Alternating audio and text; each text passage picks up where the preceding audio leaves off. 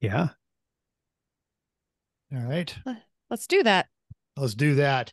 And we're going to debut a brand new.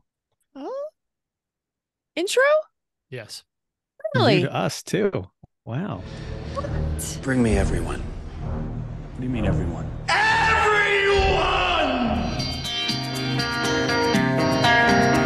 Welcome to Everyone Racers, a show designed for the world of low-dollar racing and oddball car culture. It doesn't matter what kind of Lemachamp or Lucky Track Dog league you run, SCCA or NASA, we won't discriminate as long as you drive it hard and build it yourself. Join us each week for tech discussions, tips, tricks, as well as news and notes from the world of amateur endurance racing. Whether it's on the spot, hella sweet, or we're lucky enough and I give you just the tip, we are sure you'll giggle a little and learn even less. Everyone report to the paddock. This is Chris. This is Chrissy. Oh, I'm Chrissy. I was so enthralled. And I'm mental. We're Everyone Racers.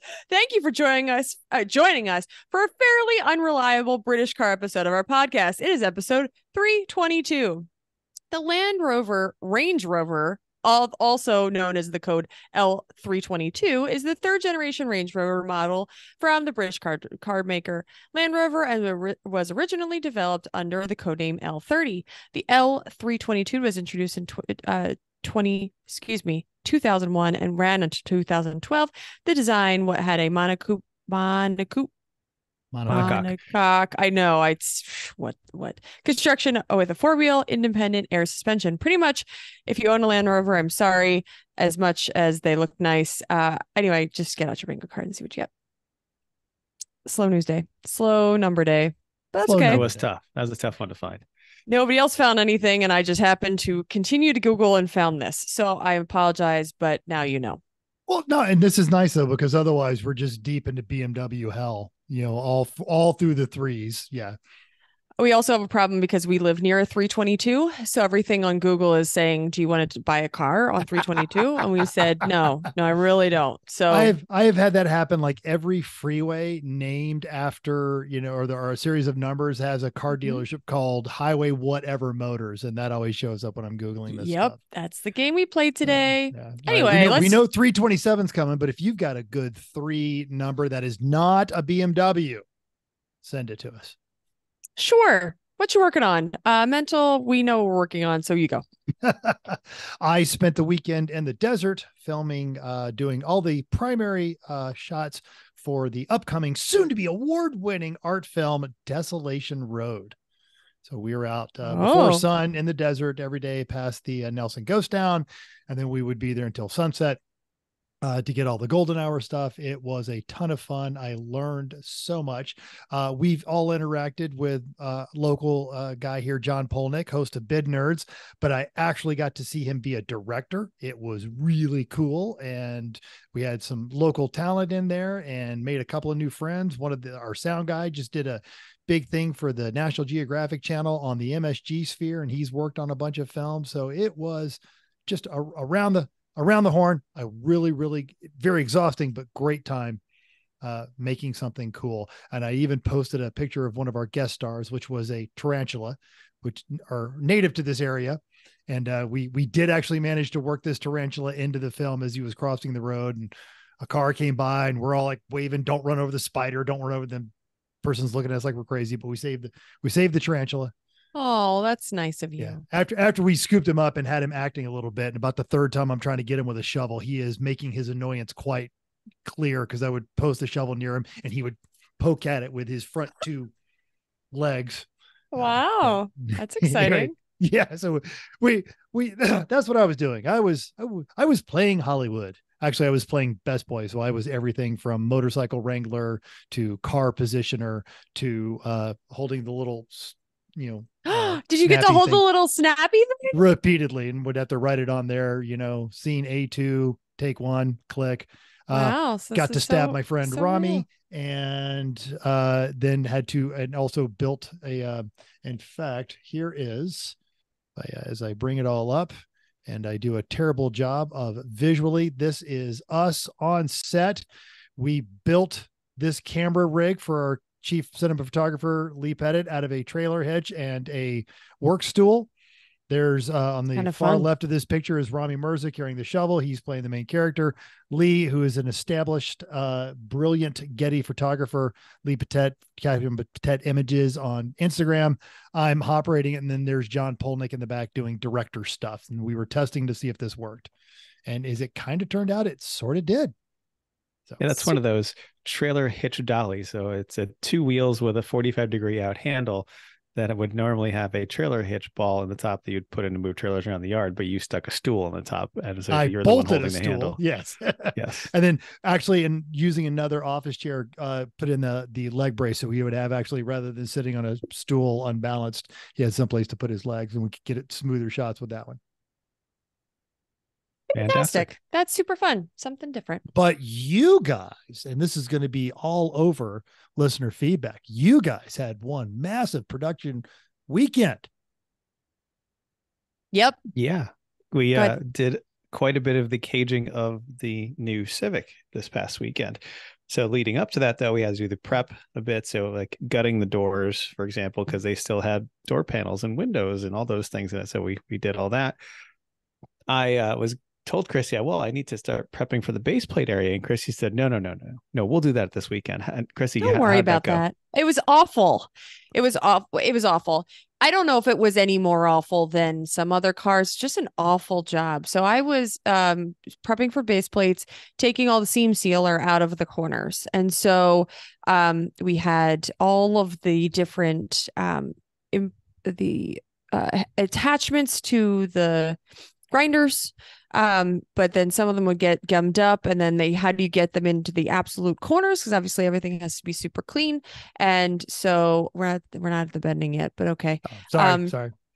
So that's actually the next day, I think. But anyway, trying to clean all of the corners, got the Dremel out, got all the chisels out. Like it was just an operation. So propane torch for a while even. I was just wow. So you're straight up burning it. That is well, because it was heating it to melt it off, to let it scrape off. To try to it was deep. That's 30 years old now. It's been on there for a long time. Well, and granted, I'm dealing with slightly warmer temperatures. I've had good luck with like first thing out there in the morning, going after it with a really like the braided wire wheels, because then it comes off in chunks when it's cold. And as soon as it gets warm, it starts gumming everything up. I had both of those, so that's fine. I had some when it was cold, I had when it was warm. The problem is the wire wheels, even and the cups, nothing gets in a true corner. So I had a true corner that was full. Like it was basically like a triangle of seam sealer. So it was just so much, and it has to be clean. So I did everything I possibly could to clean it. And I did. It was fine. It just took a lot longer than I planned. So that's what I did most of the day on Saturday, and then helped clean and bend on Sunday. Notch. Yep. There you go. Yep. I was working a lot of pipe this weekend, mostly with Bill. So that was fun. No, we're using they have a lovely electric powered hydraulic bender that is just so easy. It's just remarkable.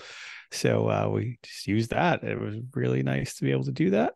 And so I did a lot of the design and bending, and then Chrissy and then Vicky did a lot of the notching and prepping and stuff. And then once I started doing a lot more welding, then other people started to take over with the bending and the notching and all the design and stuff like that. But I had to say, this cage came out beautifully. The main hoop, on quite a lot of the hoop, you can't even fit your pinky finger between the hoop and the car in any place. The forward bars fit really nicely with the angle of the car. The header bar, even like if we actually did a bent header bar out, that worked out great. Like the door bars look good. Like everything really looks great. So we got all the bars bent, all the bending bars bent, and all except one are welded in. I do have some other welds to do. They're going to make it see, that's when we were just test fitting the main hoop itself, the original part of the hoop. Once we got the whole thing in, which we sent in Slack, for example, we sent you that. The whole thing it is perfectly tight in that whole car, touching all the way around. It's really great. I'm pretty excited, but I still have lots of crappy welding to do. Like I've just tacked most of the base plates in place.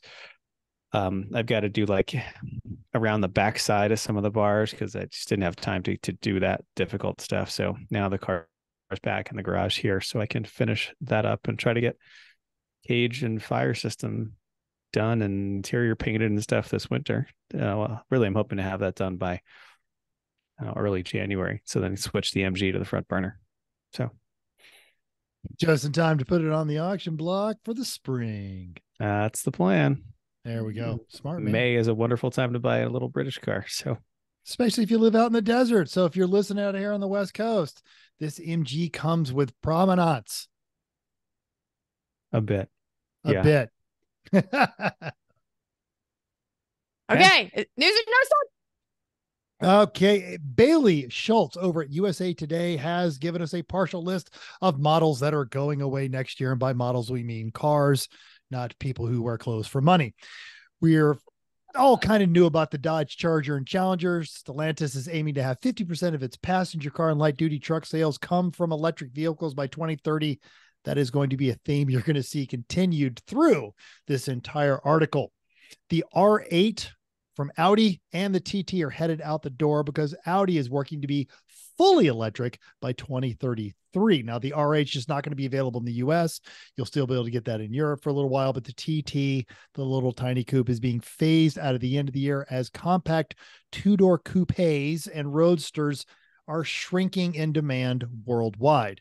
The Kia Stinger, which was a great car from a terribly marketed, actually it's a good company, but they have terrible dealerships. And even though they have sold more than 65,000 of those, they are gone. The Nissan Maxima, of all Nissans that need to go away, this is not the one, but the Nissan Maxima, 42 years after its first debut. It is halting production of the Maxima mid-year. This decision is also from Nissan's decision to prioritize electric vehicles. 40% of their sales are expected to be fully electric in the next 7 years. The McLaren is ending production of the 720S to order to make room for the 750S. And Mercedes-Benz, this one I did not expect, but they are axing the CLS, the C-Class Coupe and Cabrio, and the E-Class Coupe and Cabriolet. So if you want a two-door Mercedes, you've got to get the AMG GT. No, they have the CLE now, which is picking the difference between the C and E-Class Coupe. It's kind of a middle ground there. One car is replacing two. And for the CLS, there's the AMG GT four-door, which is pretty much a CLS. Yes. So, yeah. Makes sense. They had very fine niches going on there. Just add some more letters and smush them around a little bit and see what you end up with. Earlier this year, our buddy Jeff Clucker over at the Hooniverse actually did a test of the regular CLS.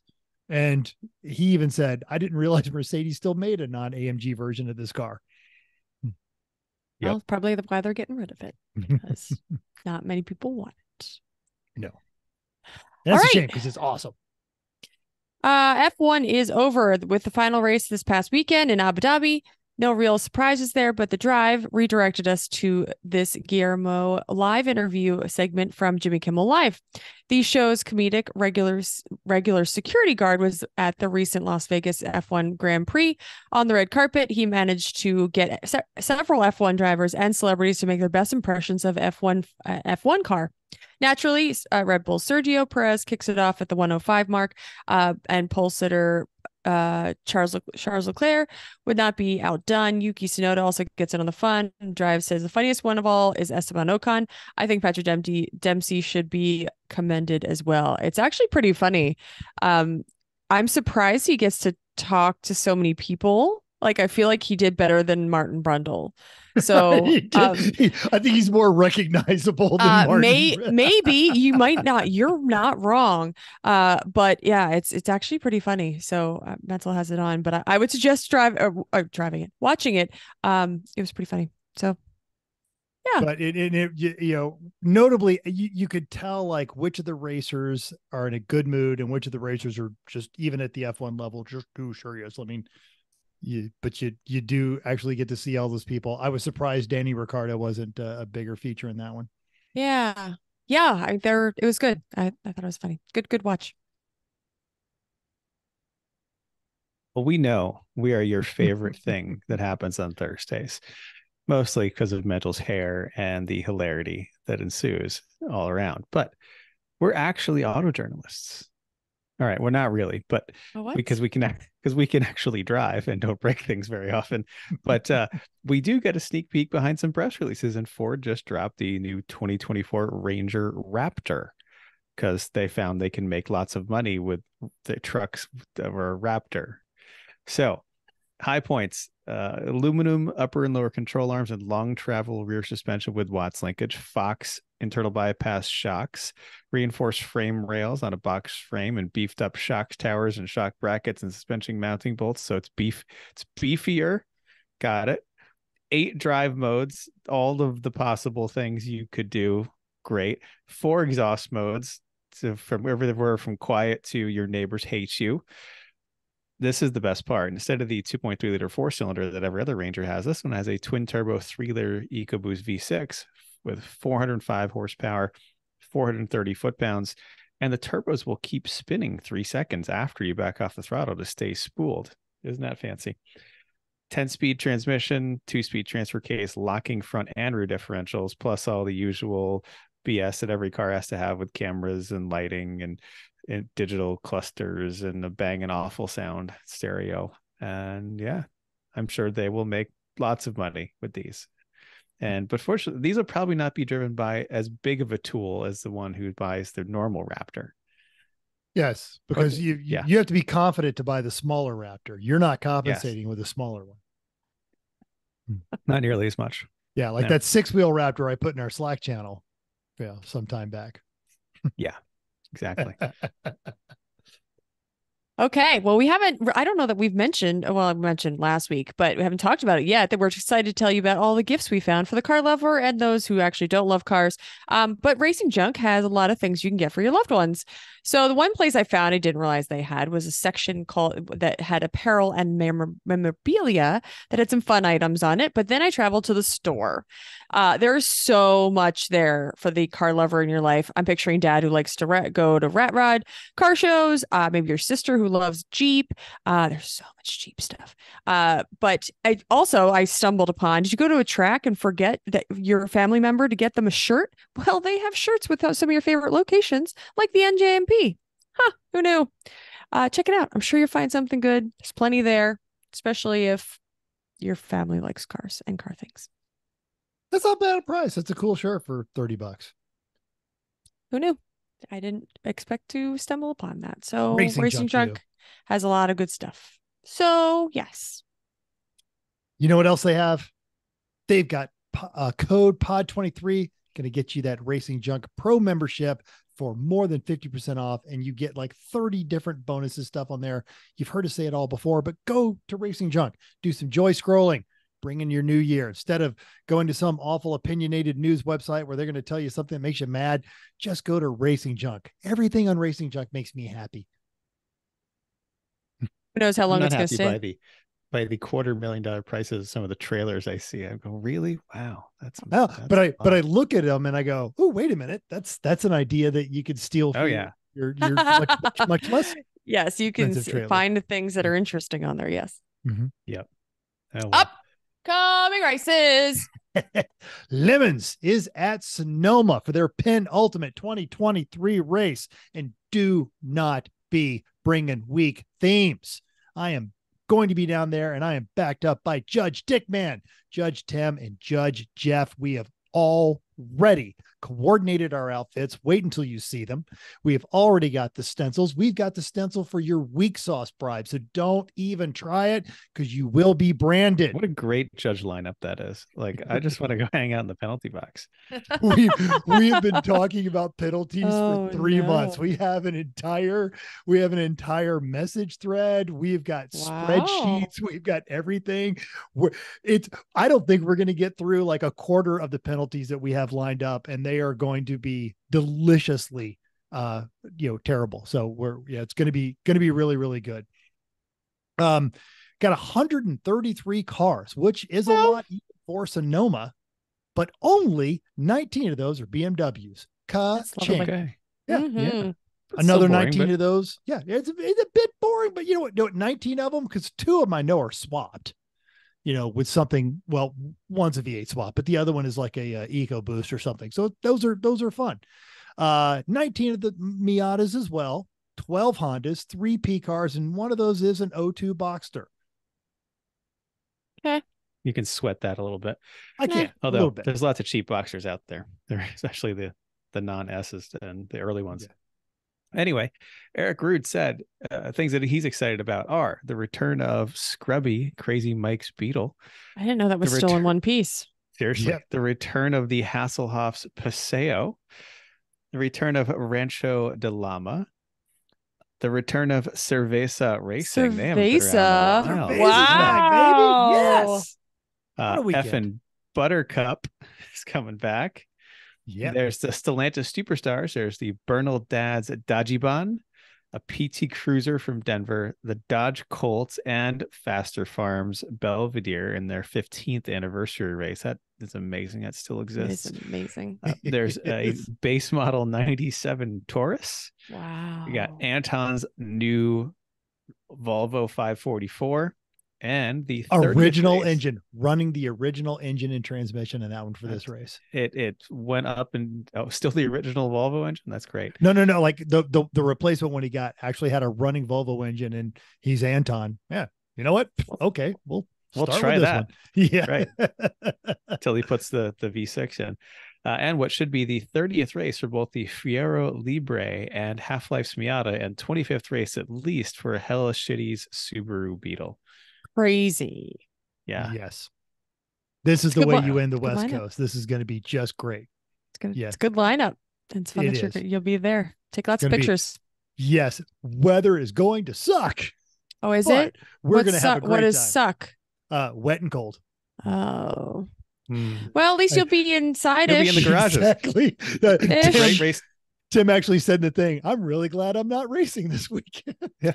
Great race to judge. Yeah. And there's no coverage at all out. Well, if you have the garages, but that's not many. And even then, that's only enough for cars, really. So there's not really a whole lot of room for the judging staff to sit in there. Oh, yeah. Garages and we can look out the windows. I don't even have to go outside. No. I guess you need to have 2 doors open for them to come in and go out. But yeah. Or keep the one closed until somebody comes in and then you can open it. So that could work. You make it absolutely work. Yeah, we're gonna have a great time with that one. Champ Car. Oh, sorry, this is you. Yeah. Oh, you could read it. That's fine too.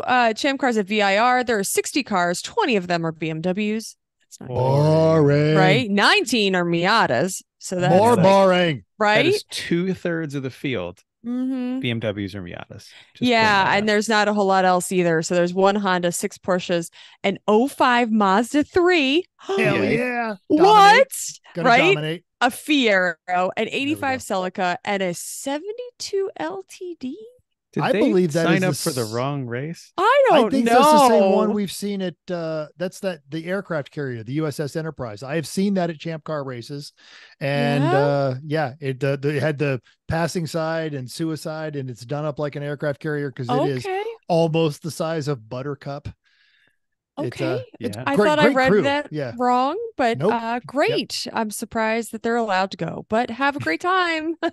they're actually good racers. I mean, they run clean. They've run lemons. Seeing that thing at Daytona was hysterical. So that was years You can be ago, a good racer. You could have a whole car of amazing racers, and sometimes they might be overlooked by the car that you're driving. That is true. Okay, recent results we have none. But we do Well, Abu Dhabi. Yeah. We should have gone through our F1 league. We could have. Oh, Oh, we we don't want to should. talk about the winner there. We No. should not, because No. he asked for his chicken dinner and he was eating his chicken dinner. Sunday morning, he's like, look at this, look at this, look at this, look. Yeah, I don't know who that. I don't know who won. Shout out to the winner. How about that? There we go. Know who you are. I think early in the season I got to 6th place, and then throughout the season I stayed in 6th place. I don't think I am like perennially McLaren in our own little F1 league. I started in like 15th, I think, pretty solidly at the bottom, almost at the bottom of people that were still trying to actively play. But I ended up 7th, so that was all not right. bad. Naturally, we will be doing that again next year, and we will. It's worth absolutely nothing other than trash talk. So, yep. Yes, we have a good time. Okay, there's plenty of it. I posted a bunch of pictures of work weekend. There's a lot of excitement around the new Civic. Some calling it out to be a Honda Challenge car. Some were surprised that the car even existed. We showed the amazing hydraulic bender that we were able to use. So and that made the job go so much faster. Thank you. Huge shout out to Garage Heroes and Training for the use of their location. They were posting pictures too. We had a great time with them as usual. And their hospitality and company is, we always enjoy it. Dinner. So, always. Amazing. You never go wrong with the Get Crew. Nope. Jaime Garcia at the FF podcast called us, quote, people of culture for having a K-swapped EG hatch. And he's not wrong. Interesting. DJ914 said luxury, while Travis B added, we opted for that option as well, referring to the electric automatic tubing bender. Greg S said, on the benders that are arranged vertically, you can use a cheap electronic protractor to see the degree of bend. Oh, yeah, I can see that. Isn't that what you guys were doing with the cardboard wheel on the old manual trailer? Ours are all horizontal benders. Not a vertical one, but that's a good thought, Greg. Pantless Matt wanted to know which bender it was, and I told him. It's an Eastwood. There we go. All right. Greg OB said, quote, hydraulic benders are a game changer. # keeping racing casual. And he actually had a picture of his hydraulic bender delivering a drink and a hookah to him while he sat in a chair. Ours is mounted to a 3-railed engine stand that was useless for actual engines. We roll it into the enclosed trailer at least once a year to bend a cage in a different team member's shop. Now, he pointed out that the hydraulic conversion kit that they use is no longer sold, but because he's good people and he's a good racer, he posted a link to a swag model that is almost identical, and that link to eBay will be in our notes. Chris S said, so happy to see you guys campaigning an EG Civic. He's an old school EG Civic guy. While Scott M also asked another Honda Civic, and I don't know if Scott is bored or interested or what based on that comment. He was just surprised. Yep. Matt offered, hey, do you want to come and work in Fleetwood? We've got wood, dirt floors, and no heat. And I told him we were in a lovely heated hangar. Then thanks to the Garage Hero and Training, which he replied, of course you are. I posted that on Saturday when we had heat. On Sunday, we didn't have heat, and it was very cold up there, which made things exciting. But then the heat got fixed. What was the temperature up there? It was in the 30s outside. Yeah. All right. Because it got down to 43 last night here. Oh, wow. Well, when we were leaving, it was like half sleeting and it's windy. My favorite trailering weather is sleeting and windy in the dark. In the dark, right? And when there's especially at the hangar at the airport, there are so many deer. So it was a challenge. It was great. We made it though. Yep. All right. Well, somebody want to, I You're feel already like this talking. Yeah, but this isn't mine, and I yammered on last week. This is also one of our annuals, but this is a creation of one of you two or both. It's really simple. There's lots of fun stuff you can give or receive this time of year, and instead of giving or receiving something that's crappy just because someone's like, I don't know, here you go, here's the thing, and I don't want this. here are some ideas to help people get you good things. Or if you're not sure what to get the person in your life who might be adjacently interested to this show, here's some great ideas. So these are things that we think would be cool. So maybe this will help you find something good, not just another terrible present from your aunt. Pink bunnies. Pink bunny. What's the worst? Outfit. Because quick question: what's the worst present you ever received back in the day? I actually have a good answer for this when I was 8 years old. So yeah, Chrissy goes. And he knows what it is. I want to go last. Not batteries. Those are it's great. Batteries. I was so pissed. I thought it was like chocolate or like something. I'm like, oh, what did my husband get me? Freaking AA batteries. I got you a year's supply of batteries because you were out, and now you don't have to go find them. Let me roll my eyes gift. even further. You do not get your gift, significant other batteries. Do not. All do right. not get batteries. I remember. I have an opinion on this. I used to always get batteries, but they would be taped to the device that it went to. Sure, absolutely. If I got a cool thing and I wanted to put it together and I wanted some batteries, absolutely give me batteries. Yeah. But do not give me a box of batteries from Amazon that I could have bought myself for $5, $10, whatever it was, and just wrap it up and say, here, Chrissy, Merry Christmas. Do not. You didn't need to you go will seeking never out batteries the whole year. It was that, great. you will never live that down. I don't care. I literally don't remember anything else. Like I got that Christmas. I just remember the batteries and all not the for nice good gifts I've nope. ever given you, honey. Nope. Don't No. care. Nope. Yep. Truth. I was 12 years old before I realized every time I opened a cool toy that my grandparents gave me, and my grandparents are really good about giving me really cool toys, that it would already have the batteries in it. And I'm like, wait a minute, this is like a remote controlled Porsche from Radio Shack. Why does it already?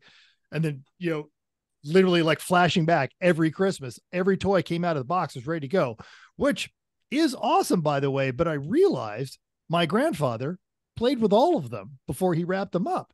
And Get out. No. Absolutely. And Why I said, not? and I said something. Huh. And he goes, yeah, got to make sure it works.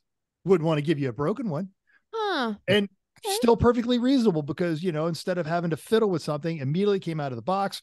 I was driving that remote control Porsche on hardwood floors, which by the way, it's did nice an awesome drift all the way around. It's nice So, yeah. for them to take it all apart and like take all the stupid plastic apart. Like when you're so excited, you're like, I just want to play with this. You just roll it out of the box. It's kind of a good idea, actually. Ready to go. Absolutely. Yeah. That was a Hell good idea. yeah.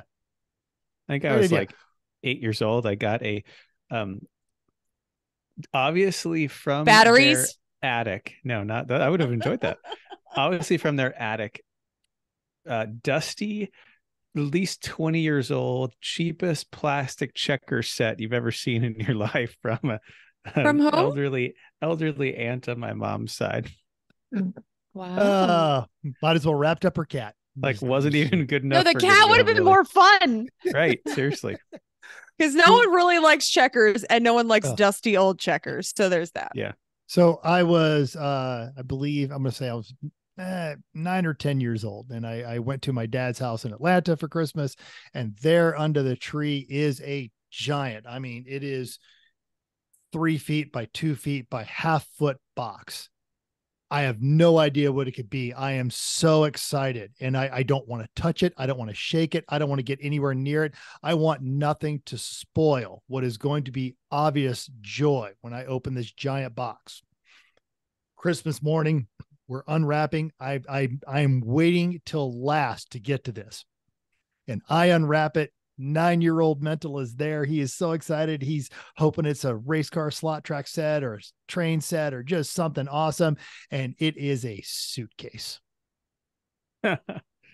Oh, Which luggage. I'm 9 years old and I needed one. Right? And it was my suitcase and I got a lot of years of use out of it. But Yeah. Luggage. Yay. So adult me now is very excited about luggage, No, but Samsonite. 9-year-old. No, yeah, exactly. Yeah. We like when we had to go buy luggage to go to Monaco. Oh, we spent like a month researching. We knew what we wanted. We had the dimensions of what was going to fit in the overhead, all that other kind of stuff. And we now have 2 really cool rolling suitcases. And then Vicky's even been looking at the ones that come with motors that you can ride through the airport. Absolutely. Adult me, all Like a kinds of tiny geek. Mito combo. Yeah. All kinds of geeked about that. 9-year-old me, shittiest script ever. Don't, and kind of the same jam. No idea what else I got that year. Don't even remember. Probably a sweater that I put in my new suitcase to go back home. Oh, well, no Truckosaurus that year. Yes. Okay, you want to start talking about some of these things? All right. Well, So but let's not end on a foul note. Best gift you've ever gotten, adult or kid, don't care. I'll give one of each. As a kid, I got not one but 2 versions of the Lego monorail because my parents both loved me and they were divorced. Nice. One of which I sold for many hundreds of dollars recently. So, yep. And more recent adult one, my wonderful wife got me the Quick Jacks when they were first out for Christmas. That's true. I did that was talk about a useful gift. Still working pretty well. There are a dozen teams that probably still thank Chrissy for that gift. That's awesome. Yeah, because I bought it on pre-sale, so I was one of the first ones to pick them out and get them, and then we had to wait like 6 months till we got them. Why am I failing to remember good Christmas presents? I don't know. But you remember batteries. I do remember batteries. Remember we were talking about unique experiences cause you to make memories. That unique experience. Sure. Yes. When I just get another more sweater jewelry, right? More jewelry. Cool. But if I get batteries, I remember it. Okay. I understand your sentiment. I don't think that is the best way to keep a happy marriage, is what I'm saying. Okay. Have I bought you batteries since? Oh, you best not, because it's gonna not go well. I did not.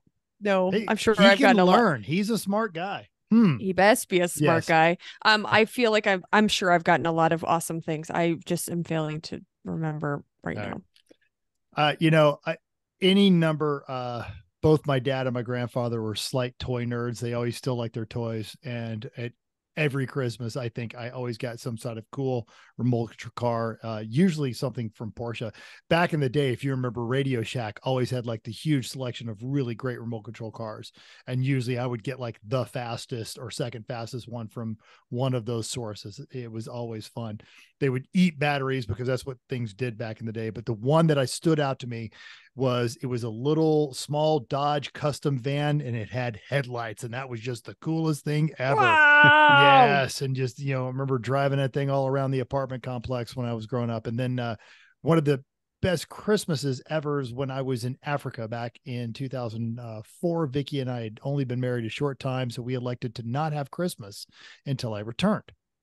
Then we set up the Christmas tree, and just after the first of the year, promptly took all the money we were going to spend on each other and spent 2 days at the mall just making it rain. I came home with so much Craftsman, so many toolboxes. Wow. It was awesome. And that was also the year I got my first welder, got my Lincoln 110. Wow. And that lasted me until last year. Huh. Okay, let's talk about what we got going on this year, because we're already like dragged on the show long, and we've got a lot to talk about. What is your best Christmas gift? Let us know in the comments. Email us. Get a hold of us. That would be fun. Text me. All the crap Chris is going to say at the end of the show. Yep. Right. Yep. I'll start us off on this is for car people, not necessarily racing people, but car people suggestions I've got. First thing is essentially anything from Griot's Garage, and you can say, oh, it's bougie and expensive. It's like, yeah, but I don't know anyone that's ever bought anything there that they're disappointed with. Everything there is good. And if anything, I would get their ceramic 3-in-1 wax, because it just really, really works, and it's practically useful. It's not for the car that you only sits around and rub with a diaper, but this is for the car that, actually out and working. You want it to look nice, something that you actually use and drive occasionally that's going to get a little dirty, even though if it's not a truck or anything, that's okay. You still want it to look good. Get stuff from Griots. GRIOTS, Garage. Yes. Obviously, all the links will be in our show notes. Yes. But if in case you haven't heard it, and if you're not sitting at a computer watching this, then you may just want to be able to type it in your phone. Now, the thing for those of you who work in industrial areas, warehouses, manufacturing plants, factories, anything like that, you probably know what a pig mat is. I hadn't really seen them or know what the word was for them until I was walking around with Chrissy in her manufacturing plant. There was something leaking. She's like, "Oh, here, I'll grab a pig mat." Grabs a pig mat. There's pig mats on every corner of my plant. It's like a huge, super absorbent paper towel. Paper towel, yes, absolutely. And they come with all kinds of different, 4 different things. So if you have just oil and just, what, I'm sorry. How many times have you made a mess doing an oil change or something, or just something starts leaking on that oil swap, and you're like, "Oh god damn, there's oil everywhere. Oh, I'm gonna clean this up," and you use like a whole roll of paper towels to do it, and you're so sad. Well, get these things instead. They're super absorbent to pick up all that stuff for when you have those inevitable, Valdez moments working on cars.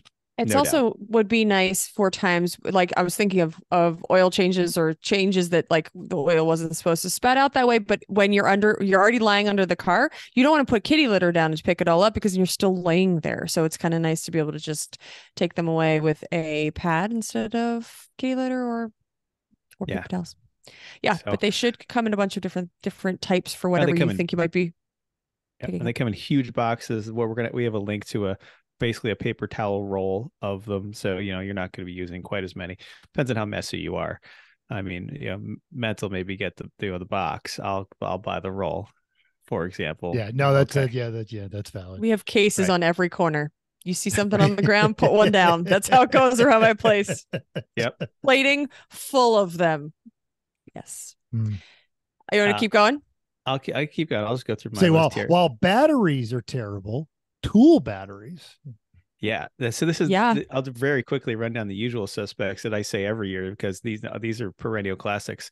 Tool batteries for the ecosystem in which you operate. No one is ever upset by that. WeatherTech mats. Everyone loves those. They are phenomenal. Work gloves. You can never have too many until your friend sends you an entire case.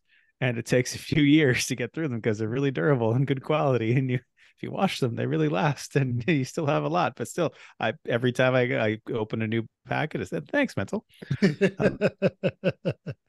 And which just shows that it's a good gift. Exactly right. Work lights, those $15 Bendy Harbor Freight ones, those are great. They are great. Or even some of the bigger, brighter ones. The ones that go on your head, the headlamps. Yeah. The ones you guys clicked on last year, the bendy LED strips, one that had like the yes. Oh God, dude, I'm surprised it still works. I wear that thing constantly. Yeah. Awesome. I think we have those things. Oh, do we have that later? Or that's a shop light? Not your headlight. Ones. Yeah. Okay. So all those things. No, I don't have specific links for those, but just those are all great. I'm not going to go on and on about them because we talk about them every year, but I can't not say them because they're all great. All right, two more things. Some sort of art that has their car, and it could be a blueprint.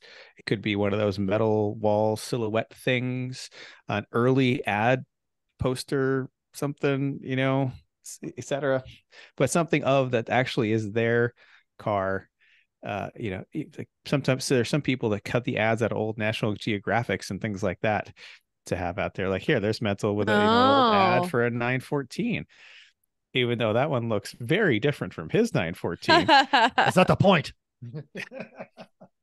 Exactly. Yes. So I love that in that ad they refer to it as an all-weather Porsche. I'm like, you work there and you clearly never drove one. All weather. Well, the people at the ad agency didn't. That's for sure. No, Right. but I've got a friend of mine, good buddy Adam, and he lives down in Texas. We were in the military together, but he when his dad passed away, he was assigned the job of cleaning out the garage and rather just go through. And his dad saved a stack of magazines, and he went through. And if you remember, back when we first moved to Las Vegas, I actually had the hanging ads because he went through and found old ads for cars that I would like, for other things that other people would like. And he spent hours and it wasn't even a holiday time and mailed them out to all of his friends of, here's a 40-year-old ad for a thing you like. And it was just really thoughtful and cool. And so that's something you can even do like during the year if you find old magazines and that sort of thing or Popular Science or Road and Track or any of those articles. Playboy is actually really good for cool ads from back in the 70s. You find those things and cut them out and send them to your friends on a reinforced cardboard thing. I think that does make a thoughtful and caring gift that you don't have to spend a lot of money on. Absolutely. Great. Last one, Harbor Freight Icon tools. Everyone thinks Harbor Freight is cheap crap. The Icon stuff is like pro quality stuff. It is great. Anything there, except it'll be good quality and appreciated. I got the infamous bribe years ago from the Garage Heroes in Training of the gold-plated ratchet, but it was such a good ratchet I wouldn't got like a regular one because they're fantastic ratchets. How many? What's the teeth count on that one? The Icon like is 97 or something stupid awesome. like that. Yes, you need all of those. Yeah. It is great because you just the slightest, especially if you got in a tight space, like, I don't know, you got a thing for German cars and every working space in there gives you no room. That's a great one. Yep. So that was my list for car people. Okay. Okay. Yeah. I'm sorry. I have a couple. I just want to make sure my things made the list. They're in a list that's later. Some of these for car people could also be other things that I've listed later. So do you pull links for me? Okay. So I said breaks the bank. What? Okay. Somebody's good. Sorry, I got it. Chris is going to share them. Awesome. Cool. Breaks the bank, but I'm pretty sure this is the new one, F1 Lego. I think this is McLaren is the one I pulled the link for. Pretty pricey, but super fun. We did one that was Caterham, right? What do we do? What the one down there? They're intricate. They take a while. They're kind of calming. They come with a lot of bags and a lot of instruction, but they're kind of fun. So pretty expensive, but they have a lot of them out there. But I'm pretty sure the F1 one is fairly new, or at least that the McLaren colors are current. So, so that's out there. What do they have? I like that the frustration-free packaging is $17 more than the standard packaging. So do you want to pay $17 for less frustration in your packaging? That's a good question. Frustration is kind of an interesting thing when you're trying to do a Lego. Like, it's kind of puzzling in the first place. So if you just don't want puzzling bags, then what are you doing with a whatever Lego? Okay, fine. Funny. Yes. So that was one of them. This is the next one that I found. It is, and nobody else wants this except for me, but I found a mug that says, I love Leclerc and all people that hit Max. Yes. I don't need another mug, but this one came up and I didn't even go. So here's a standard. Go to Etsy and look at them for everyone. Do they?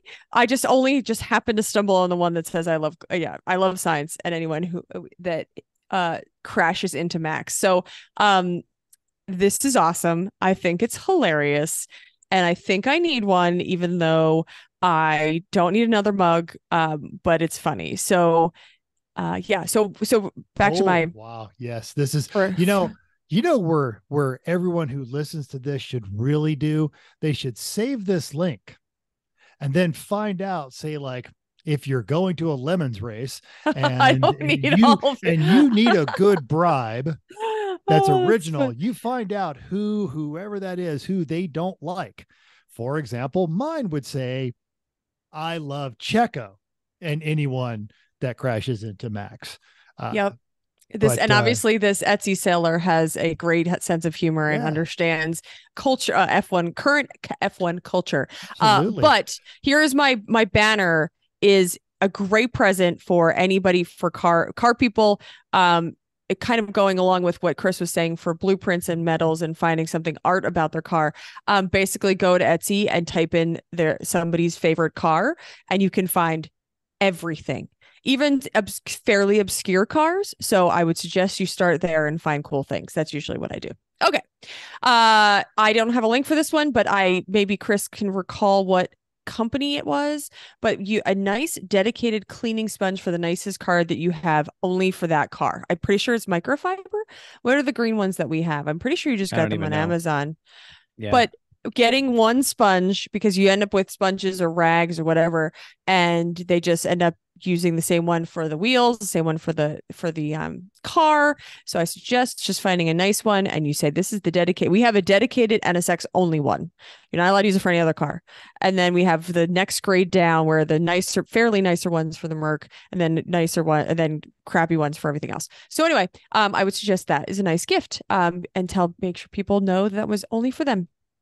And then lastly, I have, which I thought was a fun thing, another thing from Etsy, is a miniature of your car. So basically, you give this guy a picture of your car, and they will make a Hot Wheels of your car. And so, my gosh, the one thing about it is that I started reading the reviews, and a lot of them are great. There are a couple that said it's, especially during Christmas time, I don't know that this guy, I think it's a guy who just makes them. But especially for like a birthday or something that's not necessarily Christmas, or order it now and maybe you'll get it by then. Some people said that it just took them a little bit of time, because I'm pretty sure there's a guy who just makes them. So and the reviews are saying like they worked it to find the intricacies of the cars. It's pretty pricey. This is listed at $120 for this guy, and I think they're around that. But yeah, so fun thing, found it on Etsy. And if you have somebody who has a fun car that they think that would be very valuable to them, memorable, then it's a fun thing for them. That is so effing fantastic. Love it, man. I wonder if I could still get one for the CLS. Oh, that would be fun. All right. Very excited about that one. Okay. You guys are kicking the crap out of me on this one. For this one, I'm just going to throw this out there. Grassroots Motorsports it's the Cyber Monday, but I checked it today. It's still there. They've got 8 issues, which is a year's subscription for $19.99. Cool. So head over to grassrootsmotorsports.com and get someone a gift subscription to GRM. When I'm done reading mine, I take them to work. They go into, we have a staff only bathroom, which has a very roomy stall in there, so mine go in there, and they get added to the reading material, because every military base I've ever been to, all the reading material is always some sort of firearm magazine and airplanes. And so Grassroots Motorsports, even if you're just minorly interested, it's a good magazine with great photography, and it's a very tiny staff. They operate down there in a small place in Florida, and it's well written, and the way they present everything, you feel like the people in there. Peter Brock writes a column for them, so it's a good magazine, and we've all got tie-ins way back in the day to Grassroots Motorsports. So that's a great one. I didn't realize they're still doing paper, because I think Chris stopped getting the paper ones. Mm-hmm. Also, if you have stacks and stacks and you don't also have a place at work to give them, I'm pretty sure your local library will take them. That's where all of ours went. Ooh, that's brilliant. That's rock solid too. Yeah. So people are happy to read them. And most of the time they don't really matter so much about what year and month they are. So, Yep. And the thing I like about GRM, and they do this for both GRM and Classic Motorsports, is either they ship them to you in a plastic bag with the shipping label on there, or the label is actually really easy to peel off without ripping the cover off the magazine. So you can very quickly just take your address off of those magazines that you're donating to various things on there. Now I'm going to go slightly different. You guys heard me a couple of weeks ago talk about how I detailed the interior of my Miata with the Chemical Guys interior detailer kit. And this is the one I've got. Now the one, it comes with the 2 bottle or 4 bottles of stuff. It's got the dedicated microfibers that Chrissy talked about, and the sponges and the towels. So it's $60. But if you just go to their store, this is amazing stuff. I am so impressed. Hashtag they should totally sponsor us. But yes, the Chemical Guys leather cleaner, conditioner, detailing kit for interiors, and it actually works on boots and everything like that. This is a just amazing product that makes your car smell so good. Now, the last thing on there, if you live in the North, you need those WeatherTech mats. They are rock solid. They're made in America. That, you know, all the good stuff about American made company products. But if you don't live someplace where you need those, or maybe when you're done with that, I got into the Porsche that I'm borrowing right now. And of course he's got Cocoa mats because they're the classics. They make them for more than just Porsches. And I know a guy who just got a haircut and a Miata, and his Miata is getting a set of these Cocoa mats for the springtime. They are durable, but they look good. The patterns on them actually tend to hide a little bit of dirt. They add a little bit of class. They're really cool. They are like this natural kind of fiber-ish type stuff. They are also made in America, and you can get them either classic styles, new styles, Porsche styles, everything of that nature. It is a really, really good mat that stays in place, doesn't get bound up underneath your accelerator or brake pedals. They are not cheap, but they're actually not that expensive. So you can get a set starting at about $200, but they will probably outlast your car.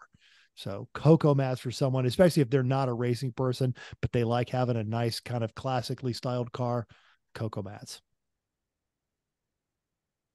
Yeah, actually, Cool. that's the color I want that you just had right there, that red and black, because it's going to match my red stitching on the Miata pretty darn well. Okay. So fantastic. Yeah. Again, yeah, I'm weak sauce on that one because you guys really brought the A game on those. Those are all fantastic ideas.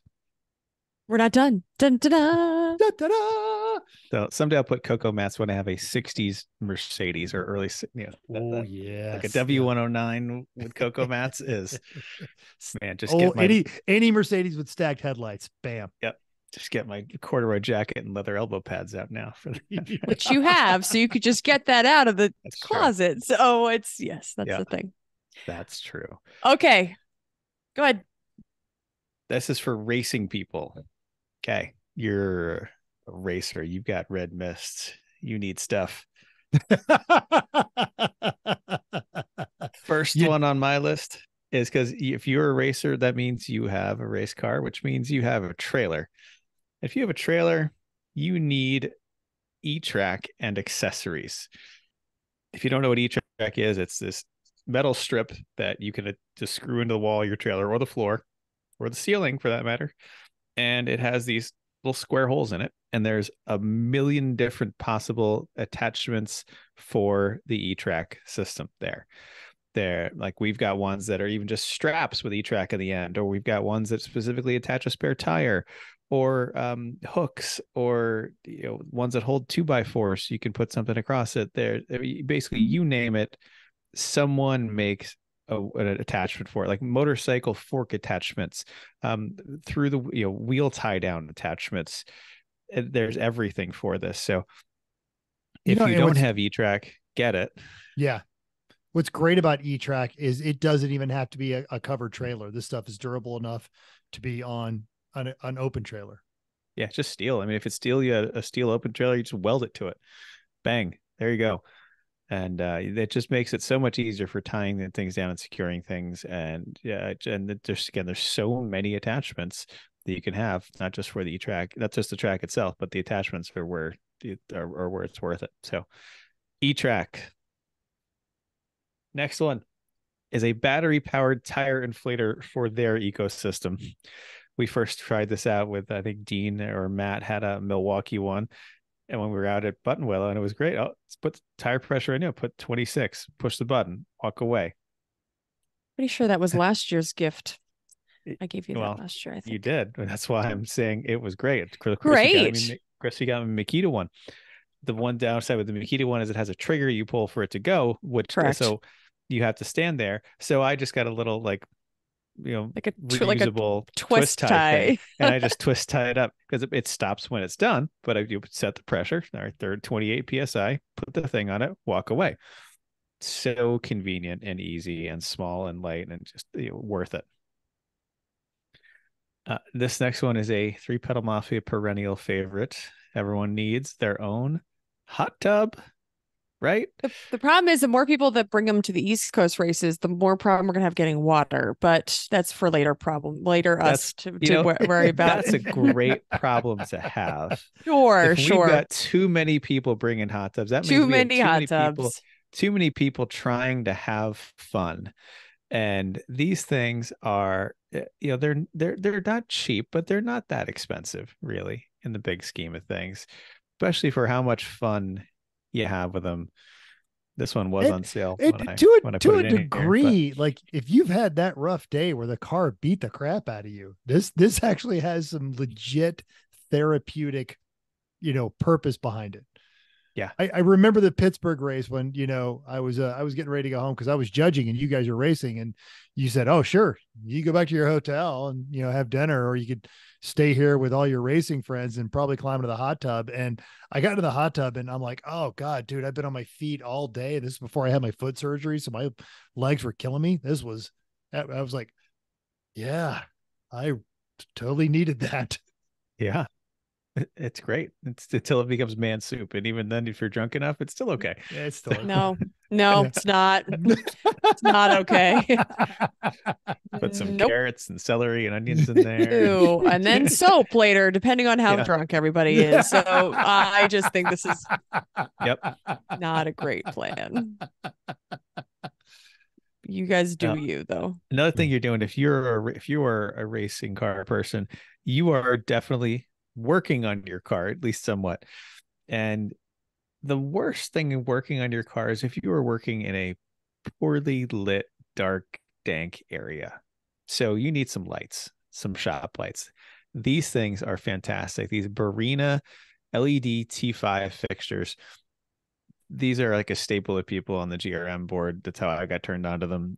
We've got them in our downstairs workshop right now. If I had known, these things didn't exist when I put the lights out in our garage, but if they did, everywhere. They're cheap, they're lightweight, they're easy to install. They use no power, basically. They can be strung together just by plugging them in like next to each other, or they have the cords that go between them for longer runs. You can hardwire them. You can put them in a plug. They're so easy in every possible way. They throw out a ton of light. You can even just have a couple on a string on the floor and use those as undercar work lights too. Works out great. I actually bought all these when I was coaching the marksmanship team because the targets had to be lit and we needed something that we could carry from event to event. It had to be cheap. I had to be able to plug it in, pack it up, and it had to be a little durable, take some abuse. They were fantastic. I think it was on your recommendation that I got those too. They're so good and so cheap and so easy. Just do it. And let's do it. Last thing on my list is if they're a person that welds at all, the first welding helmet probably is that $50 Harbor Freight one or other generic equivalent of just starting, right? It's kind of like your racing suit. First one you buy, you wear it for a while and you're like, all right, this isn't great, but we're doing the job. Yeah. Then you spend money on like a proper one and you're like, oh my God, I waited too long. Mm-hmm. Should have got the good one. This is one of those things. And I'm not saying buy a $600 Miller or Lincoln like a professional, but at least like the best one Harbor Freight has. Like this one, it's $170. It's got a huge eye port. It's got cushioned. Oh, that is like nicely, cushions. Where was that when I was welding things. With all my hair? And it would all get caught in the adjuster. And other little pads up on the top. Like it's comfortable to wear. The optic is better. You're going to actually have better protection from that kind of thing. It's a luxury if you're welding. If you're not welding much, it's a necessity if you're welding a lot. Too many people, I think, are struggling with crappy welding helmets, Well, including. and you do that. You do the welding helmet. It's not good for your eyes. And how many times before you got your auto darkening, you get the torch right where you need it. You've already got the ground. You've got your second hand on there, and then you do the head bob to knock the helmet down and lose your place. And because it's already dark, you only see when you start welding, and then realize you've just done a perfect bead nowhere near where you needed it to go. Or when the screen doesn't actually auto darken. That happened this weekend. That was exciting. Flash. Yay. And the time, and this is one step up from squint and squeeze. So that's even put on your safety squints, everybody. Multiple steps up. All the games you play when somebody else is welding and they don't tell you they're welding every time, because then you realize that they're welding. Great list. I only have one to add here because I have a whole bunch of in the next section. I'm suggesting to get an Apex. You could get a Garmin, you could get a Catalyst, you get all of those things. But I have enjoyed the Apex. It gives you enough information. Or some telemetry, because chances are you've been racing for a while, you think you're pretty good, but having some more data is helpful. And I think the Apex give you some little lights that just tells you red or green, kind of goes in your eyesight on the roll cage in front of you, and will capture your data log and capture information about your laps, especially for testing days are really nice. So I think this is a fun gift. I'm pretty sure Garage Heroes we'll have to pull their coupon code. Get loves Apex. Is that what it is? I think they get you a free windshield mount.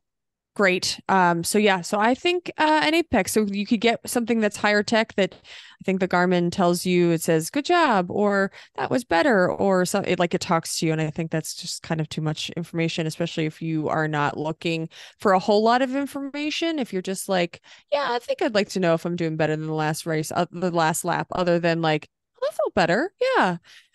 You could do that a bunch, but yeah. Well, but then when you want that level of information, when you're out of the car, you can dig all that up, because it does do the full up GPS positioning right. software. Yep, lay it on. That's a great one. And depending on where you are in your driving thing, I know, like I had this conversation with Jeff Hanka. He does not like putting those in his cars, because then it becomes a genital measuring contest of who could do the best. But when you've got a team of mature drivers that are working together, you get someone to lay down a reference lap. And when we were driving the Corvette, we knew that our reference was about 222. That's what we wanted to do. And having that in the car just gave you a good, okay, I'm on target. I'm not over driving the car. I'm not under driving the car. I'm where we need to be to complete this 8-hour race. So there's multiple uses other than just trying to set the hottest lap, if you've got the maturity and the big picture view in your race team. I know the one that you guys run in the Mazda 3 was immensely helpful, because it had been years since I'd driven New Hampshire, and I knew I could keep the car on pace and not overdrive it, because Chris had a reference lap in there. It's fantastic. Okay, that's mine. In the same ilk that Chris and Chrissy were just talking about, you get into this racing habit and you do it for a while, and you start with the cheapest possible equipment you can, because that's how racing works. You don't want to spend any money till you have to. One of the things that everyone starts with, and then everyone regrets immediately after upgrading, is everyone starts out with a nice Kirky aluminum seat, because they're cheap. They're lightweight, and you can find them on Facebook Marketplace. And honestly, they are safe. There's a reason there's so many for sale used. I'm just going to put that out there. Exactly. Right? That is exactly my point there. And you know what? I sent it to myself in the email, and I forgot to do it, but I'm going to copy this link address and open it in a new window and share this one. But one of those things is a good, proper racing seat. Now, our friends over at Discovery Parts, they are based right there in at Atlanta Motorsports Park, veteran-owned business. A good racing seat. Now, they've got 30% off this Cobra Sebring Pro Fit It's good until 2027. Now it is the standard width, but it is a halo. It is designed to work with your Hans, and it gets in there, and all of the wear parts, the places where you get in and out of the car are reinforced. It's a breathable fabric, so it won't get all kinds of nasty after a while. You can use a 4, 5, or 6-point harness. It's a spacer cool fabric. You've got, some of them have different color options. This particular one, it comes in black, but it's really good. It mounts on the side. You use high on this. It's FIA approved. It's everything. And you spend a 2-hour stint in a good, proper racing seat, you will immediately notice a difference, especially if you're half a century old. So throw that one out there, but a good racing seat is a good gift. And this one, yes, it's $800. That's 30% off, but you can go out there and find the one. What's the one you guys are running in the Mazda? Cause I did love that one. All of our cars have an OMP HTER.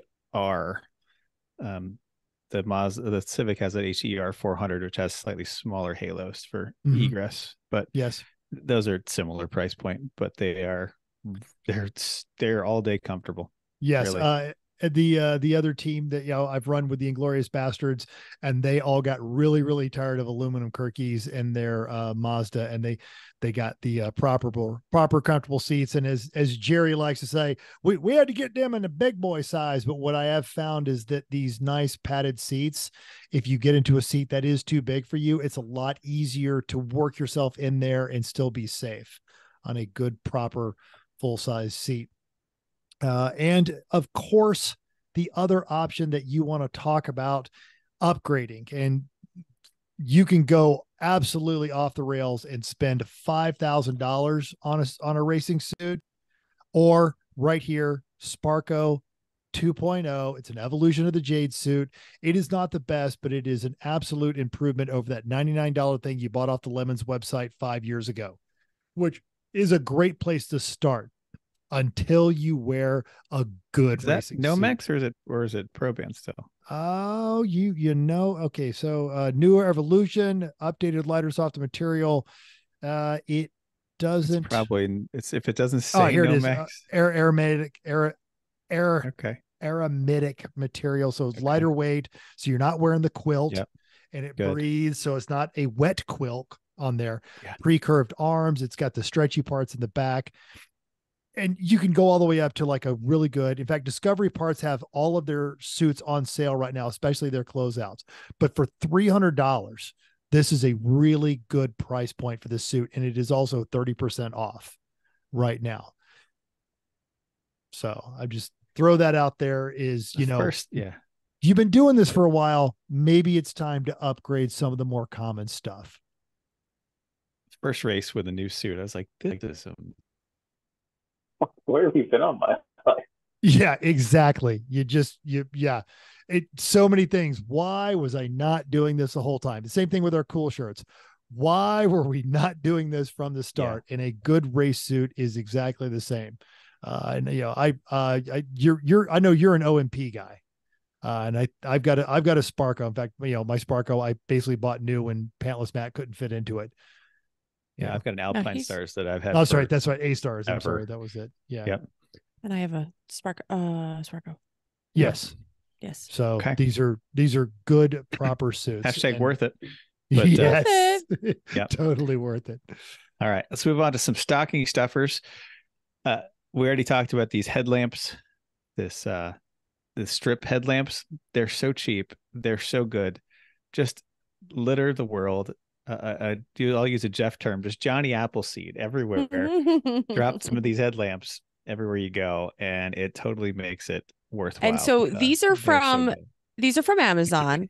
Yeah. And so I needed some headlamps at work because we were going through some construction and people seeing it, we were working there.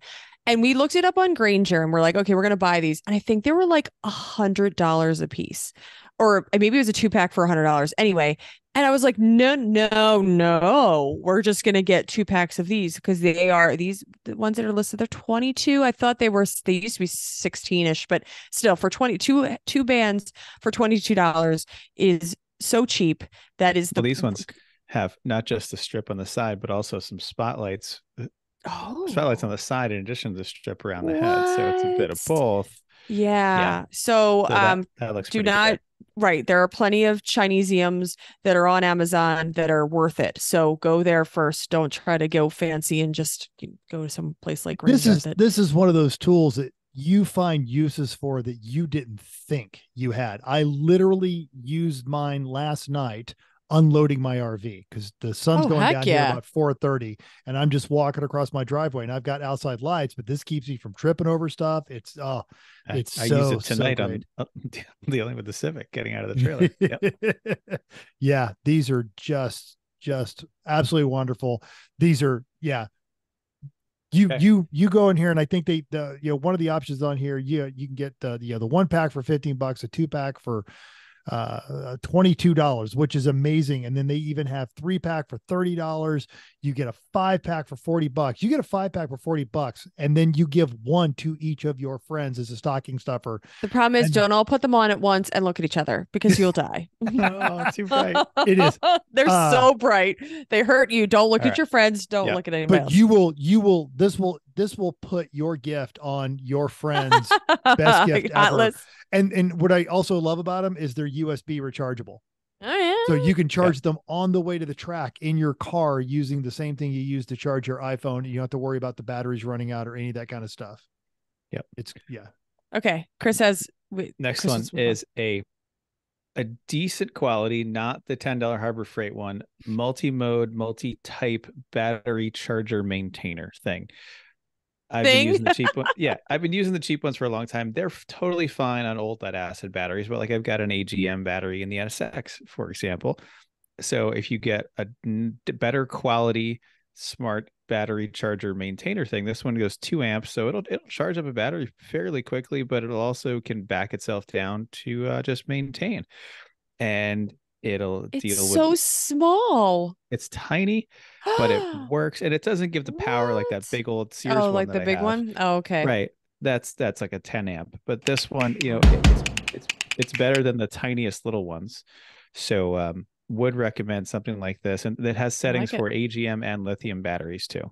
And so if you have any of those, get that. And even if you don't, just get it. You probably will at some point.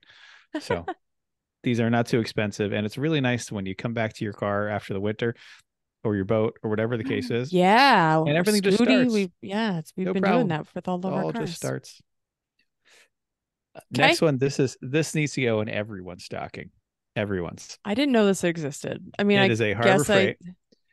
It is I did actually know, and this is wonderful. I am not surprised.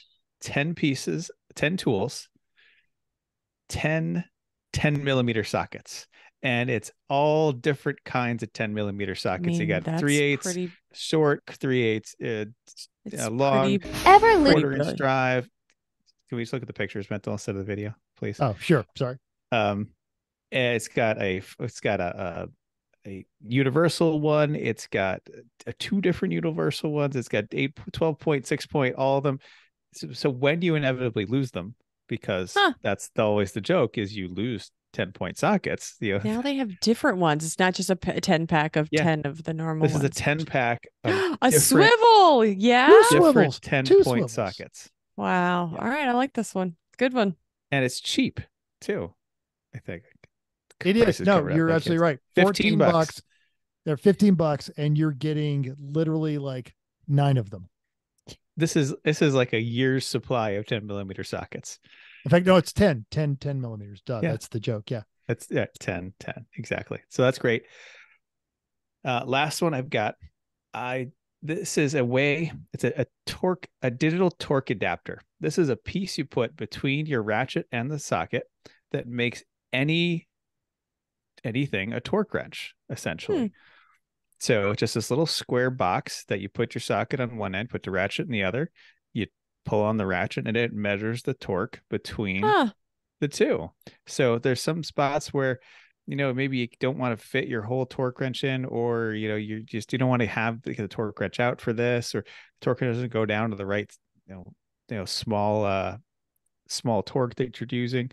Well, great. You can use this, and it really lets you use have the right torque anywhere. Looks like we're going to Harbor Freight. That is totally Cool. getting added into my cart before we are Right? done. You could just today. push or add to cart because you have it open. That is Okay, I have fantastic. a few fun ones here. So I found these coasters, and they are little mats. They are basically like weather tech. Oh, that's okay. I was gonna say they're like little Okay. weather techs for your drinks. They are. And I They're thought little they were so floor cool. mats. Little floor mats. They're weather techs for your drinks. And they say cheers. This is awesome. Isn't that cute? Oh, Yes. yes. Car mat Okay. coasters. Carmack coasters, add to cart, Amazon, $15. Okay. This is all the rage. These light up neon race car lights. I've seen them like on every holiday list. They look super fun. I don't know. I think the one that we have, I don't know that you can change from this what Ferrari. I don't know what it is. Or is it made generic sports I think it's car, something like that? Generic. Lambo-ish kind of thing. Yes, right. But they're just enough not Lambo to get sued. basically right. But there's a whole bunch of them, and I'm pretty sure Etsy had a bunch that were different cars you could pick out. So the light up neon race car, and I'm pretty sure it just comes on a little base, and that's why I put it in stocking stuffers, because I'm pretty sure you could just buy the base and it just becomes this kind of like 3D light that might be fun for nephew's bedrooms, or if you just want some mood lighting in the corner. Seem pretty cool. I'm pretty cheap. The last thing I had was a race seat phone holder. There's somebody, I believe, on Etsy that is making 3D printed. I have one. Yeah. I have Our one. buddy Chris is Cam looking. Lopez made me Oh, one. Yep. I have one on my desk as well. So I thought they're pretty fun. Somebody caught on, and they're not too expensive. So I thought that'd be a fun thing. They hold your phone, but they also hold other crap. So yeah. Fun thing for your desk. And what I like is you can go up and down or vertical. They can go both directions on those. It's legit. Okay. That's what I had. Those are great. All right. Now I've got to quickly talk about this because my stocking stuffer. My links did not come across on the email. Here it is. And this actually, it is a terrible stocking stuffer. However, I'm going to say I feel like this, it takes up the whole stocking. yeah, it does. Okay. Just making sure. I missed the target, but I'm going to share it anyway because I feel that's fine. like it's a good gift. So what we're talking about here is this Ryobi 7 it's like a whole duffel bag. That's not a stocking. It is. It's a six speed, but like you can take the tools out, each of them go in there. And this is not just for car people. You've got the torque wrench, or rather you've got the impact gun and the drill, but you've also got a light, a multi-tool, a Sawzall, which how often do you need a Sawzall when you're at a race weekend? Always. Someone's, ahead of you in the point standing. Sawzall solves the problem. Your Sasha, too much roof, solves the problem. But this is a really good one. This is the pricing on this is it's $199 for 6 tools plus the battery and the charger on that one. This used to be $300. So this is a substantial amount. And if you actually bought all these tools separately, it's like $550. Interesting idea. The combo is the way to go on a lot of those things. You have so many tabs. Because it automatically puts you in the same what's the phrase you use for the battery ecosystem of the batteries, and now you're committed and everyone else knows what to do. Oh, that's for non-car people. That is not the stocking stuffer that you have listed here, because I was not really sure how your stocking stuffer was. I'm so sorry. That's okay. That is not the stocking stuffer on the this link's one. Also not there. Oh, but goodness. That's okay. We can move on. I just don't know what that is. So, okay.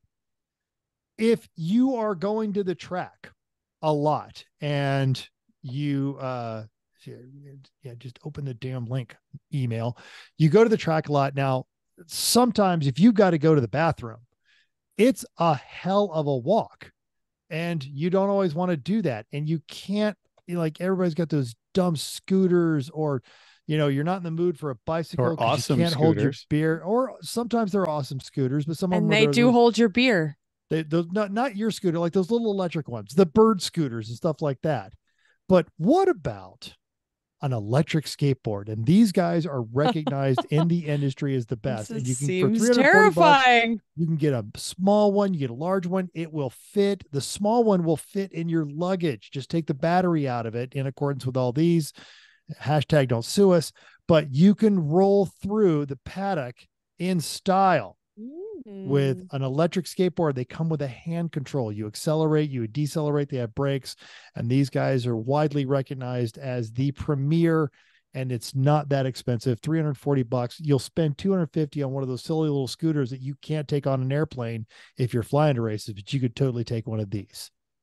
I got lost. I apologize for my. That's okay. I was like, we're pretty sure that that's what Chris said. He's like, that's a duffel bag that will not fit in your stocking. Yes. Nope. That was the one that I had for the non-car people. It's all good. We'll make no the problem. transition to non-car people. Non-car why people. not get them that 6-piece Ryobi set for only $199. Thank you. Great. Yep. All right. I'll keep going with the non-car people stuff. If someone doesn't have a decent set of wireless earbuds, you can get them a set. They're really convenient and handy. I don't know how people live with a cord anymore. Right. What? Yeah. So there you go. Simple one. Go. There's all kinds of ways to find them. Like Wirecutter will have a nice article about it, I'm sure, or all those kind of things. Find them something decent. Okay. Next one, I'll pull right up here. It's something we got this year and have used, I guess, I'm going to say more than I even expected to. And that is a meat smoker. And you can go so far down the rabbit hole on these things, but I think if you're just starting out, start simple. This is basically the one we have. It's a master built analog electric meat smoker. It's a box with a heating element and stuff in it. And you've got a tray for the chips and a tray for water and racks for your stuff. It doesn't get much more simple than this. All you need is a good quality thermometer inside to tell you what's going on, because the one on there isn't the most accurate. Try it. It's delicious. It's delicious. The only problem is that you have to commit. So if you want dinner, you have to start at, on Saturday, we say, let's have some ribs for dinner. You say, oh, I have to start like really early in the morning. Ribs are 6 hours. Yeah. Brisket. We've had brisket in up to like 20. But if you're a meal planner, this is a good way to eat really nice all week. You like right there, you throw a chicken, you throw a brisket, you throw some ribs. Bam, you're living large. Yeah, I mean, we put chicken in there, and then you're going to eat the chicken for the week. So we put that in there for a couple hours and then cut it up for salads. And yeah, it's awesome. And it's not that expensive. This one's $219 shipped. Like, okay. It lasts for a few years. You enjoy it. You can decide if this is for you. If it is, you can upgrade. And yeah, God, their Facebook groups, their Reddit threads, their websites where everyone shares. This is smoking community is outside of automotive racing is probably one of the most supportive. Like, oh no, dude, try this. Like they love people who love what they love, and they will. No one plays I Have a Secret. Everyone is all about sharing on this. And great way to get together with a bunch of dudes and talk about rub. Pretty much. Before we committed to this one, we did watch a good handful of enthusiast YouTube videos of gas versus electric versus chips versus pellets and wood. Wood and all of the things. So listen to us because we have one and we watched all the videos. So you don't have to. Well, this is just a great way to start. And see if this is for you, if you're going to use it. And the last thing I've got for the non-car related people is if you've got someone that's cold, maybe they're old, maybe they're female, maybe they're just always cold, maybe they're a small little Mexican dog. Yeah, exactly. I didn't expect that. Is a heated throw blanket. This one, Berkshire Life heated throw. This one's on Costco. It's on sale. It's $28, but it is just a nice soft, just a throw fuzzy blanket, just to throw, but it's heated. Is it USB or is it battery powered? I believe it's plug-in. Yes, extra long cord. It says on it. Machine washable, auto shut off, 4 heat settings. Do you want to broil on the couch? Right, like you broil with your electric. Well, say you're married to a Mexican woman who always has blankets always around on the thing. She will absolutely love this.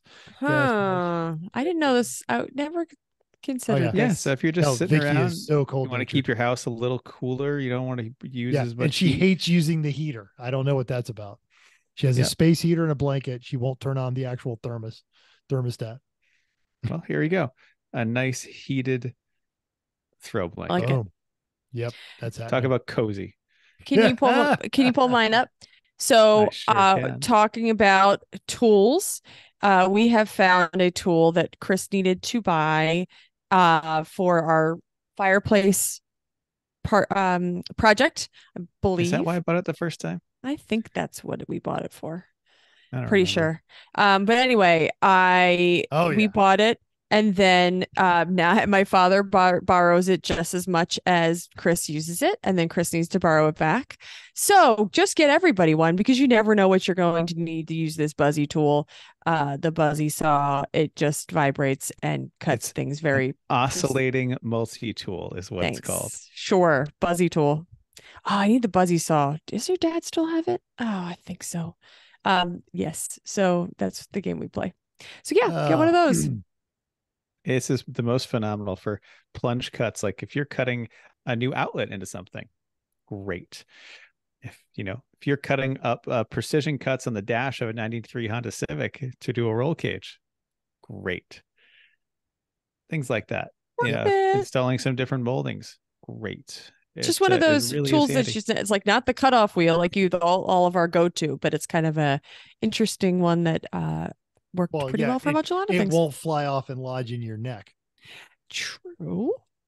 In theory, as long as you put it on correctly. It does have a cutting. I want to live in a world where Chrissy just names everything, because there will be no confusion. The buzzy saw. You say that, no idea what you're talking about, instantly know what you're talking about, because it makes sense. You have no idea. I have names for everything. So we're not even going to start that. It could be its own show. Okay, let's move on. All right. So we talked about me with the six tool thing. We've brought this up. It's been a few years since we've talked about this. They actually used to sponsor us back in the day. But if you're looking to give someone an experience, a really cool experience, we're going to bring you all the way back. We're going to talk about Extreme Experience. Now, they travel all across the country. We've raced against most of their instructors. These are all really enthusiastic car people. One of my good friends still works for them. We just had JK up with us in New Hampshire. So you're actually going to get into these cars and go on a racetrack, a Lamborghini, a Ferrari, a Porsche GT3, and they get like the RS, the limited editions. They get the McLarens. They've got a Corvette. They've got a GT500. They've got the Hellcats for the lead cars. And you can go down and have just absolutely one of those experiences that reprograms someone's brain on what a modern car can do. And if they're not down with being on a racetrack, they've introduced what they call the Extreme Experience Open Roads. And they do those in Arizona and Georgia. And you'll get into a Lamborghini or ragtop 911 or something just really, really fun. And it is a semi-guided tour through some lovely back roads. And you can opt for a half day, full day, 3 days. So wherever your price point is, there's something for you to give someone, and they don't even have to have a driver's license. You can get them a lead car ride along for as little as $99. And right now, because it is Christmas time, they are pushing their 30% off sale. So you can go there, Extreme Experience, and there's an 80% chance that whoever is going to be your instructor on that one, you'd be like, oh man, I heard about this on Everyone Races. Be like, oh yeah, Chris, oh, racing against them, did this, did that. Yeah, it's a really good time. And I would, if I could stand to be in a right seat without barfing my guts up anymore, I would absolutely still be doing this job. It's a lot of fun. And for your maybe fringe car person, they will really enjoy that. Good. All right. So we're on the last topic, over the top for someone special.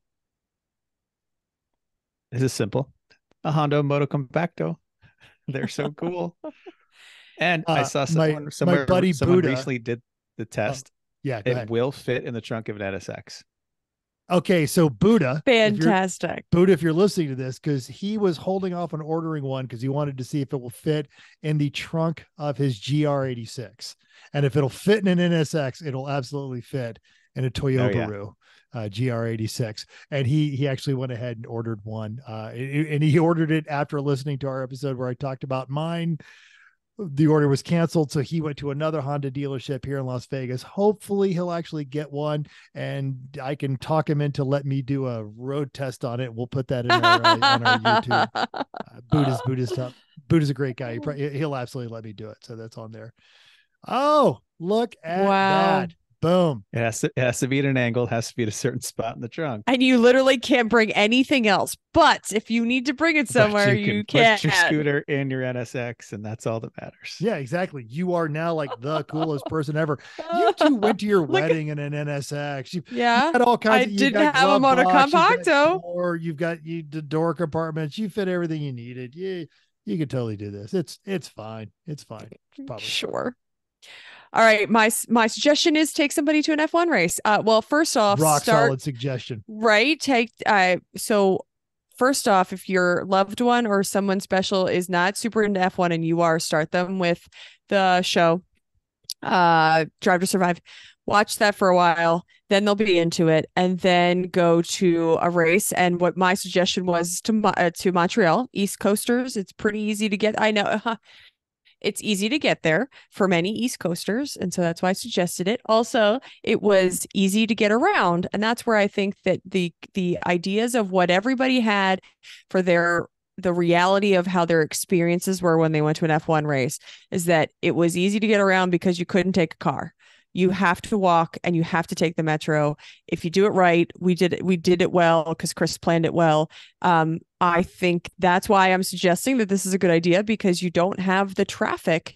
Like when Matt and Lish went to Spa, they said it took them 4 or 5 hours to just leave the parking lot. And that was after they just wanted to go. And then after that, the roads aren't made for it. So places you could go somewhere amazing. Right.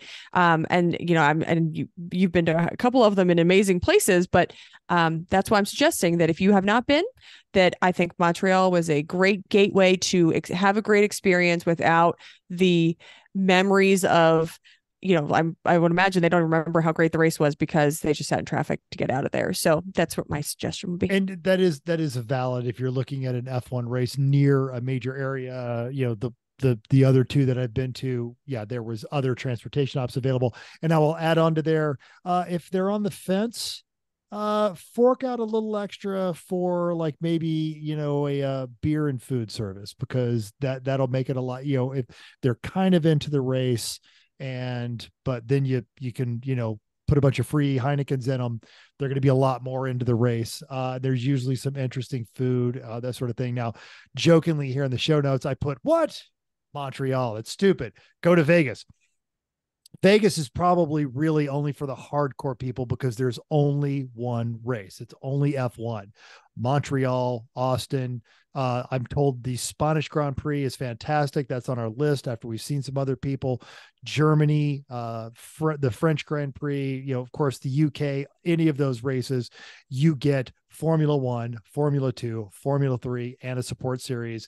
And they will all have practice, 2 rounds of practice, 2 rounds of qualifying, and then they'll have the actual race. So there is entertainment the entire weekend. And you're talking about over the top for someone very, very special, but that is a great way if they're just kind of into it, or if you've got a young person that's really into that sort of thing. They're a fantastic time to do that, to go to an F1 race. Barring that, you can't fork out that kind of money. You can't travel that far. The Rolex 24. Now they sell out within 30 minutes, but if you watch Grassroots Motorsports, they sell their packages, and their packages are cheaper than actual tickets to the Rolex 24. And it's an amazing experience conducted by amazing people. Also Sebring, any of these big races that take place more than just the standard race length, where there's a festival surrounding it. That is a fantastic way to bond with someone, or if you've got a young person in your life and you really want to be the super cool aunt or uncle, take them to one of those events. Okay. Hopefully you found something on this list that you liked. I'm sure you did, because some of these things are pretty great, and can't wait to hear what other suggestions you have. But we have just a tip from one of our listeners. That is a gift. Yes. Al gave us just the tip. I wanted to be disappointed, but We're pretty excited with Al giving us just a tip. So Al sent us this nice email. Said, I wanted to send along a suggestion for the annual shopping gift guide show. These are fiberglass fire safety blankets. I was turned on to these earlier this year and now have them hanging in my garages, kitchen, and in the race kit. You hang the red bag in your work area and you can quickly grab the black straps that hang below it and pull out a small fireproof blanket to snuff out any accidental or intentional fires. They're perfect for use on small fuel fires or those wayward welding sparks that land in the oil drain pan. They don't create a huge mess like a fire extinguisher. So far, I haven't had to wrap myself into one and do the stop, drop, and roll, but the option now exists. Safety first. These can be found cheap all over Amazon. I think I paid $25 for a 4-pack. Well worth it. Buy one now for the person in your life who is most likely to catch something on fire. Happy holidays, Al Jones. Guess what's in my Amazon cart right now? Guess what I'm getting for Christmas? Yay! Oh, guess what? Yeah, guess what's going to be hanging in my garage in just a few weeks as well. This is brilliant. These are just fantastic. And it how many times have we ruined something trying to put out, what was a small fire, but then you have to throw something on it and that kind of stuff. But we don't have many small fires except for ones that Chris has made with welding, and that hasn't been too bad of a fire. So let's not because we care a little bit, but just in case anything ever did happen. I mean, these are also cheap enough. You don't have to think twice about I don't know if I should use this. Right? Big enough, not sure if it's big enough. It's under $10 for each of these. And so if something's on fire, it's all right, let's just put this fire out. And I feel like they're not infinitely reusable, but you probably use it a couple times, put out that. Yeah. Or once you pull it out of the package, now you throw that under your project or you're welding on. Yeah, you're never getting that back in the package. No. It's like also for $10, just get another one. Yeah, it's or the poncho. It's never going back in the package. Okay, this was a super long show. I'm very sorry about that. But we had a lot to talk about. So next week we're gonna take a week off. Sorry. But then we're going to talk about some cars or car mods that make you a stereotype. We'll see how that goes. So, and while you're tell us what you see, like me, if I see an angry Jeep, I immediately go, your Jeep is angry because you never take it off road because you're a poser. So, what stereotypes out there? We get the don't be digging up the 80s joke about the porcupine and the BMW, all that other kind of stuff. We're looking for modern things. Nothing about Altimas. We have beat that horse to death, but dig up something obscure, There we go. Obscure. We'll watch for it as we're driving around the next couple of weeks. Oh, well. So thanks for downloading us. Hope you enjoyed this week's edition of F1 Racers. Also, hope you'll join us in the world of driving, racing, and building, because everyone can be a racer, even you. If you enjoyed this podcast, subscribe. It's free. Go to iTunes, give us a 5-star rating. Even if you didn't like any of Mental's gift ideas, give us 5 stars and tell us why and what you think you should get instead. If you have any questions or show ideas, drop us a comment on Facebook, Everyone Racers, or email us, everyone.racers@gmail.com. Text Mental, show him pictures of what you want for Christmas at 484-243-0455. We're on all of the various internet things at Everyone Racers or Everyone.Racers or E1R. So anyway, thanks again. Next week, keep the shiny side up, unless it's a big box with luggage in it. Then just be disappointed.